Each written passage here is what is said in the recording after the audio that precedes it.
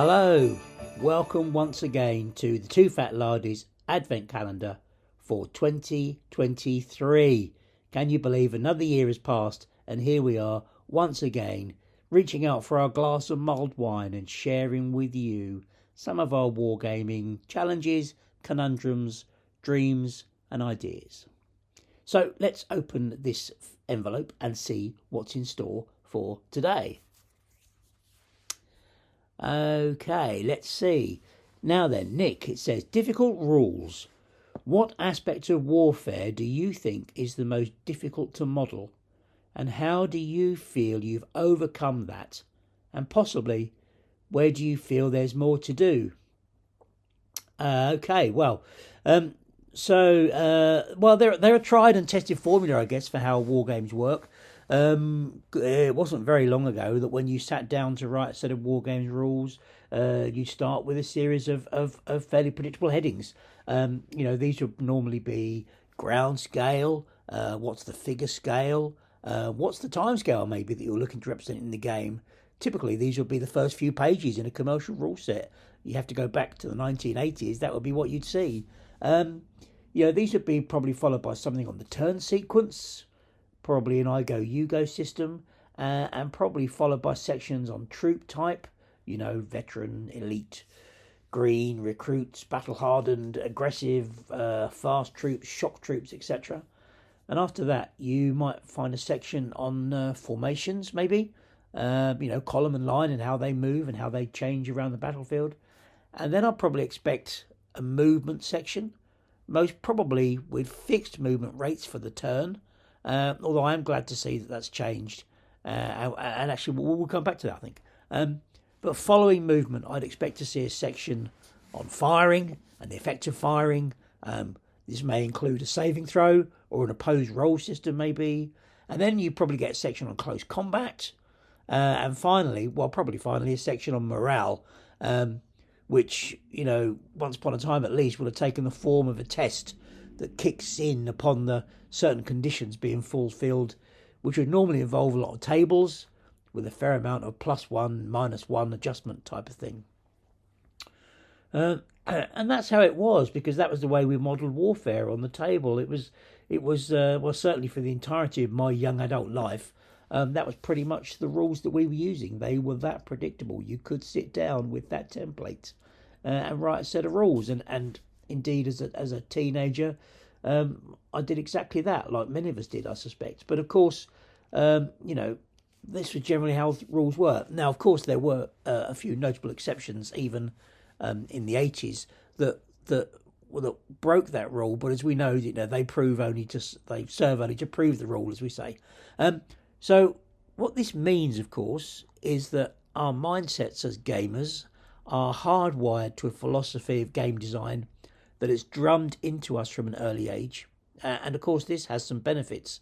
It means that when two gamers come together, there's already an understanding of how the game will work. There's already a psychological contract, if you like, of how the game will be played out. It meets our expectations, which is mostly great, of course, until you try to break away from any of those constructs and put something in which is different, which is why we often see pushback against different things that have been put into rule sets over the years. And we certainly had our experience of that. I remember when, with the concept of friction first came through, in our rule sets at least, with the introduction of I Ain't Been Shot Mum and some of the mechanisms in that. And some of the pushback we had about that was really interesting. But there was, one of the things that, I guess, go back to the question, one of the things that's quite unstated, but it's a very real aspect of wargaming, is the concept of the bird's eye view. So this means that as gamers, what we typically have is a very structured approach to the battle. We typically have the ability to not only see the entirety of our battlefield in one swoop of our eye, but we can also typically see our opponent's dispositions.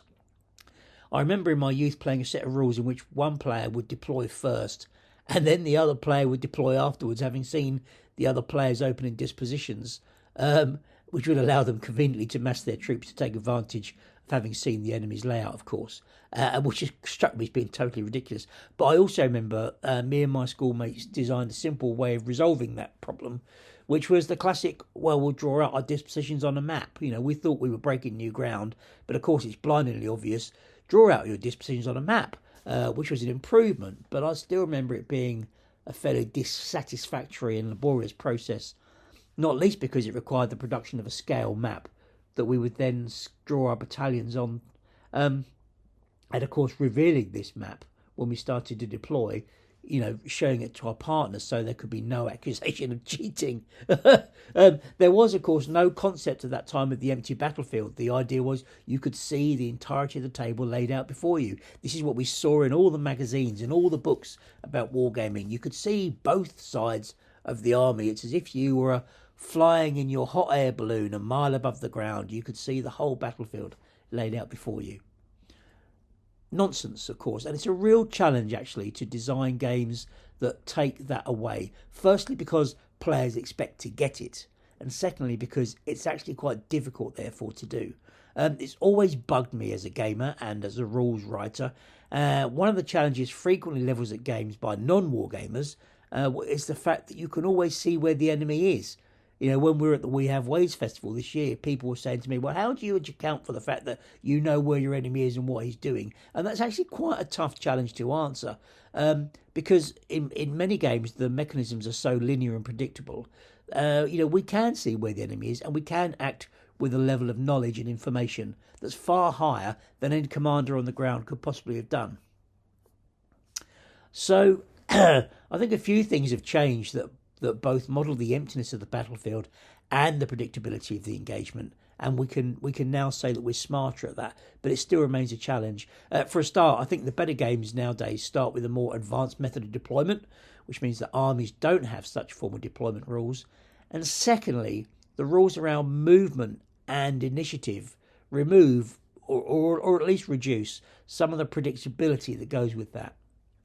I really love the patrol phase in Chain of Command, for instance, because that blows that old method out of the water.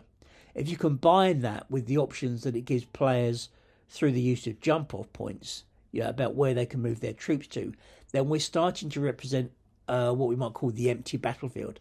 I can't look on and see my enemy's dispositions, and my enemy cannot be sure where I am. And I cannot be sure where he is. And because of the variable bound situation that we have in Chain of Command, I equally cannot predict with any certainty how quickly my opponent might come onto me, or indeed how quickly I might close on my opponent. And I find that what we've done there is remove that predictability. We've taken the bird's eye view out of it. In fact, the bird's eye view shows me nothing apart from areas where I think the enemy might be. And that's a massive change from some of those rule mechanisms that I remember from my youth. And I think we've come a long way in that. And I still think there's more to be done, however. But I think we've come a long way. I mean, to go back to what we were saying about movement rates as well, because this is another important thing, and that I think that the challenge of predictability and removing the predictability of the games that we play. And we do this to add realism. Players new to Chain of Command, or even sharp practice for that matter, often think that movement is random. We often say, oh, well, how come I move 2d6 this turn? I move 4 inches, and next turn I might move 9 inches. How can that be? The reason they find this uncomfortable is because they think of a phase as being a set unit of time. If we go back to those old expectations of rules, there is a time scale. A turn lasts a certain period of time. Therefore, this is how far my unit will go in a certain period of time. That's not true. That isn't true. And we can't think about the rules that we write now in that same way, because it isn't a time that we're representing. It's because they think of a phase as being that set unit of time. So this is so crucial to the concept of how the rules work that it's worth drawing this out in a bit more detail. Because the distance that actually you move, the distance that you move with your dice in that phase, does not represent how far you go in that few seconds. Instead, it represents how far you go before the enemy reacts. And that's a totally different thing. and it's unpredictable. If you start riding across that road, you don't know how far you're going to go before the guy in the house across the street responds. You might get all the way across, you might not. And once players get their head around that, then they are really starting to grasp the core mechanics, the core mechanisms, which are all around reducing predictability and creating a more natural flow to an action in which your enemy gets a vote. So this all helps to take the player further away from having this fantastic bird's eye view, this place where they've got the not only the view but also the reach of God. They can reach anywhere on the table and they can see it in an instant. And although it adds frustration to games, I find that I hear that frustration in the accounts of the actions that I'm reading. So therefore our games are slightly becoming more like the actions I'm reading about in the history books.